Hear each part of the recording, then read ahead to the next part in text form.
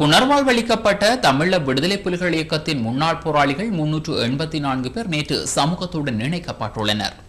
இதற்கான விசேட நிகழ்வு நேற்று காலை வெள்ளவத்தி ராமகிருஷ்ண மிஷன் மண்டபத்தில் நடைபெற்றது. 2170 பெண்கள் உள்ளடங்கலான 10,490 முன்னாள் புலி போராளிகளில் ஒரு வருட கால புனர்வாழ்வுக்கு உட்படுத்தப்பட்டு சமூகத்துடன் இணைக்கப்பட்டுள்ளதாகவும் 2012ஆம் ஆண்டு மத்தியில் அனைத்து முன்னாள் போராளிகளும் விடுவிக்கப்படுவர் எனவும் புனர்வாழ்வு ஆணையாளர் நாயகம் பிரிகேடியர் தினேஷ் கேட்டி ஆராய்ச்சி குறிப்பிட்டுள்ளார். இதேவேளை விடுவிக்கப்பட்ட முன்னாள் போராளிகளுக்கு புதிய கடன் திட்டமும் நேற்று அறிமுகப்படுத்தி வைக்கப்பட்டது. புதிய கடன் திட்டத்தின்படி ஆகக்கூடிய 2,50,000 ரூபாய் வரை கடனாக பெற்றுக்கொள்ள முடியும். இவர்களுக்கு 4% வட்டியே அறவிடப்படும். முதல் வருடத்தில் வட்டி மாத்திரமே அறவிடப்படுவதுடன் எதிர்வரும் 10 ஆண்டுகளுக்குள் இவர்கள் கடனை திருப்பி செலுத்த முடியும் என்பது குறிப்பிடத்தக்கது.